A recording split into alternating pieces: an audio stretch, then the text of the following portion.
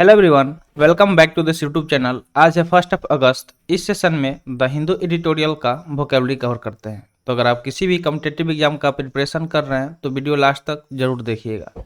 चलिए वीडियो शुरू करते हैं। जल्दी से इसको लाइक कर दीजिए और चैनल पे नए हैं तो जल्दी से चैनल को सब्सक्राइब कर लीजिए। साथ में पेन पेपर भी रखिएगा। जो भी यहाँ पे वर्ड कवर कराए जाएंगे, कुछ एक्स्ट्रा चीज़ें बताई जाएंगी, उसे नोट डाउन करते रहिएगा। तो आइए देखते हैं आज का वर्ड। पहला वर्ड है ट्रिगर्ड। ट्रिगर्ड यहाँ पे नाउन की तरह एडजेक्टिव की तरह काम कर रहा है।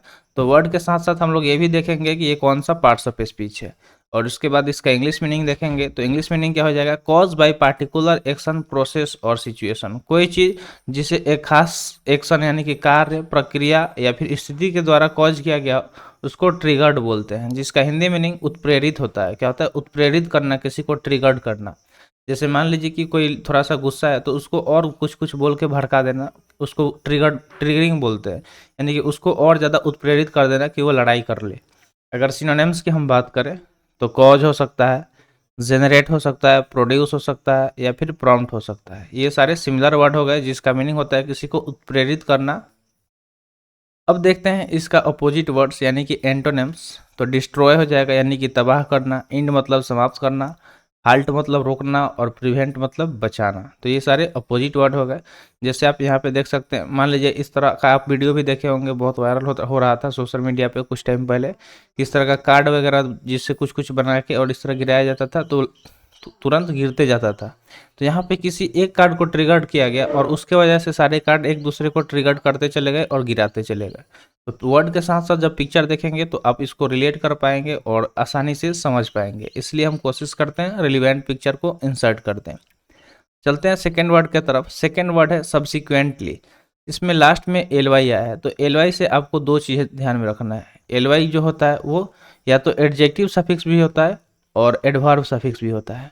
एडजेक्टिव मोस्टली तब होता है जब नाउन के साथ एल वाई है, और एडवर्ब कब होता है? जब एडजेक्टिव के साथ एल वाई है। तो यहाँ पे सब्सिक्वेंट क्या है? एडजेक्टिव है और उसमें एल वाई लगा के उसको एडवर्ब बना दिया गया है।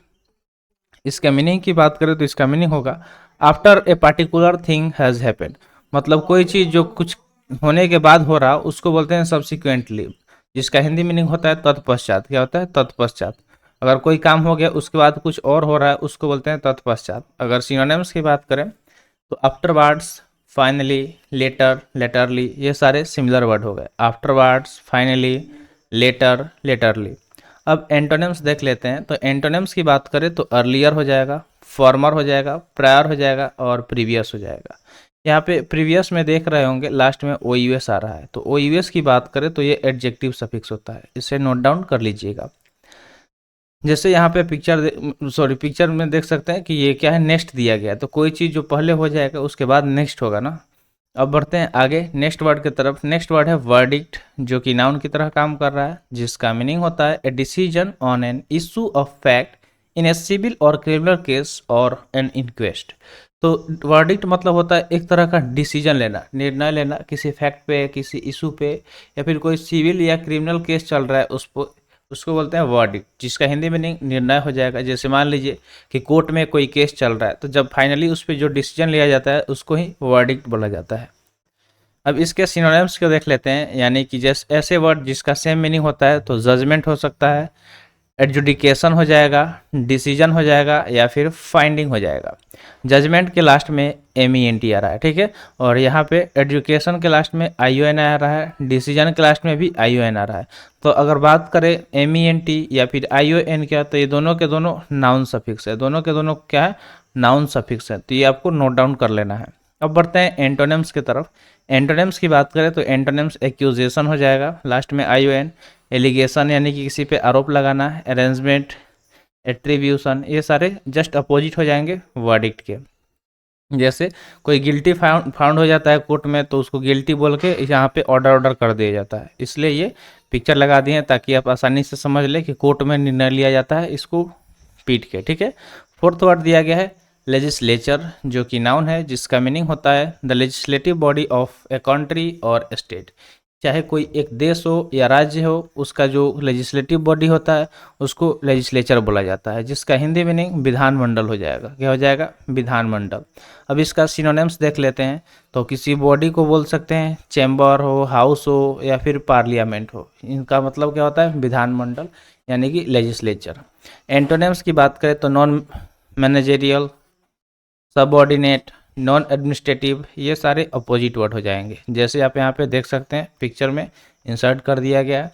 अगला वर्ड दिया गया है, वर्ड है कंसिडरेशन, जिसके लास्ट में ION आया है, जो कि नाउन की तरह काम होना करना चाहिए। ठीक है, यहाँ पे एडजेक्टिव है तो कंसिडरेशन नाउन की तरह काम करेगा। ठीक है, ION वाला वर्ड नाउन की तरह काम करता है, जिसका मीनिंग होता है by a notably large amount और to a notably large extent. कोई चीज़ जो अमाउंट में बहुत ज़्यादा हो या फिर उसका एक्सटेंट यानी कि विस्तार बहुत ज़्यादा हो, उसको कंसिडरेशन बोला जाता है। अगर इसका हिंदी मीनिंग देखें तो काफ़ी, कोई चीज़ जो काफ़ी हो, बहुत ज़्यादा हो। अगर सिनोनिम्स की बात करें तो अप्रिशिएबली, फार, ग्रेटली या फिर मार्केटली, ये सारे सिमिलर वर्ड हो जाएंगे। एंटोनिम्स की बात करें तो इनसिग्निफिकेंटली यानी कि जिसका कोई महत्व नहीं हो उसको इनसिग्निफिकेंटली बोलेंगे। लिटिल यानी कि छोटा हो, स्लाइटली थोड़ा सा हो, अनअप्रिशिएबली यानी कि जो सराहनीय नहीं हो। तो ये सारे अपोजिट वर्ड हो गए। ठीक है, अप्रिशिएबली मतलब होता है सराहनीय। ठीक है, सराहनीय हो जाएगा। फार, ग्रेटली, मार्केटली, ये सारे सिनोनिम्स हो गए थे। ठीक है, जैसे यहाँ पे पिक्चर में देख सकते हैं कि यहाँ पे काफ़ी ज़्यादा खिलौना दिखाया गया है, जो मतलब एक तरह का खिलौना है जिसका हम लोग यूज करते हैं घर वगैरह बनाने के लिए। बचपन में देखते होंगे छोटे बच्चे इसका यूज करते हैं। आगे देखते हैं होमवर्क। तो देखिए, जब सेशन आप देख रहे हैं रेगुलरली तो साथ में होमवर्क भी कीजिए। होमवर्क करने से आपको बहुत ज़्यादा बेनिफिट मिलेगा। तो इसमें हम आपको यही बोलते हैं कि जो भी वर्ड यहाँ पे कवर कराया जा रहा है उससे सेंटेंस बनाना है और उसे कमेंट सेक्शन में कमेंट करना है। आगे देखते हैं, नेक्स्ट वर्ड है प्रपोज्ड, जो कि वर्ब की तरह काम कर रहा है, जिसका मीनिंग होता है पुट फॉरवर्ड ए प्लान और suggestion for consideration by other. यानी कि एक तरह का कोई प्लान हो या फिर सुझाव, सजेशन हो, योजना या सजेशन, जिससे हम लोग आगे रखते हैं ताकि लोग उसे कंसीडर कर सके दूसरे के लिए, उसको बोलते हैं प्रपोज्ड। तो प्रपोज मतलब होता है प्रस्तावित, कोई चीज़ प्रस्ताव रखना। अगर सिनोनिम्स की बात करें तो एक्सपेक्टेड, प्लान, प्रोस्पेक्टिव या फिर रिकमेंडेड, ये सारे सिमिलर वर्ड हो जाएंगे। एंटोनिम्स की बात करें तो आंसर, डिस्करेज, डिसवेड या फिर इग्नोर हो जाएगा। ये सारे अपोजिट वर्ड हो जाएंगे। जैसे आप कोई प्लान बना रहे हैं और अपने दोस्तों को वो बता रहे हैं कि ये प्लान है, ऐसे सब कुछ करना है। ठीक है, ताकि वो उसे कंसीडर कर सके और उस पर वो क्या सोचते हैं, उस पर उनका क्या राय है, वो बताएंगे। ठीक है, नेक्स्ट वर्ड की बात करें तो नेक्स्ट वर्ड है कंसेंट। कंसेंट नाउन की तरह काम कर रहा है, जिसका मीनिंग होता है permission for something to happen और एग्रीमेंट टू डू समथिंग। यानी किसी चीज़ को करने के लिए जो परमिशन होता है, यानी कि अनुमति लेना या फिर सहमति देना ताकि कुछ कर सके, उसको बोलते हैं कंसेंट। तो कंसेंट का मतलब होता है अनुमति लेना, किसी से अनुमति लेना, अप्रूवल लेना। ठीक है, सिमिलर वर्ड की बात करें तो एक्विसेंस, अप्रूवल, असेंट या फिर ऑथराइजेशन, ये सारे सिमिलर वर्ड हो जाएंगे। लास्ट में ION आया है तो इसको ध्यान में रखना है। ठीक है, एंटोनिम्स की बात करें तो डेनियल यानी कि डिनाइल हो जाएगा, कोई चीज़ जिसे मना कर दिया गया। डिसएग्रीमेंट, असहमति, डिसअप्रूवल यानी कि जिसको अनुमति नहीं दिया गया, और डिसेंट, ये सारे अपोजिट वर्ड हो जाएंगे। तो कंसेंट मतलब होता है कि अगर किसी के साथ मान लीजिए किसी का आपको बुक यूज करना है तो आप उससे पूछ के कीजिए ना कि भैया आपका बुक यूज करना है, थोड़ा दे सकते हो। तो वो क्या होगा, उस मतलब उससे आपको भी अच्छा लगेगा। अगर आप उसका चुड़ा लो बुक और तब यूज करो तो उससे क्या फ़ायदा बनता है, जब पकड़े जाओगे फिर आपस में आपका दोस्ती भी खत्म हो सकता है। तो कंसेंट मतलब होता है कोई भी काम जो अनुमति लेके करना। अगर कोई काम कर रहे हैं जो गैर कानूनी है, फिर आपके ऊपर केस भी चल सकता है। तो कंसेंट यानी कि जो चीज़ अनुमति लेके किया जा रहा हो उसको बोलते हैं कंसेंट। जैसे यहाँ पे पिक्चर में देख सकते हैं, यहाँ पे दो चीज़ दिखाया गया, दो लड़की का पिक्चर है। एक लड़की यहाँ पे ऐसे मना कर रही है यानी कि वो असहमत है आपके बातों से, और दूसरा यहाँ पे क्या कर रही है, कंसेंट दे रही है यानी कि अनुमति दे रही है कि हाँ यू कैन डू इट। ठीक है, नेक्स्ट वर्ड है वायलेटेड, जो कि वर्ब की तरह काम कर रहा है, जिसका मीनिंग होता है ब्रेक और fail to comply with a rule और फॉर्मल एग्रीमेंट।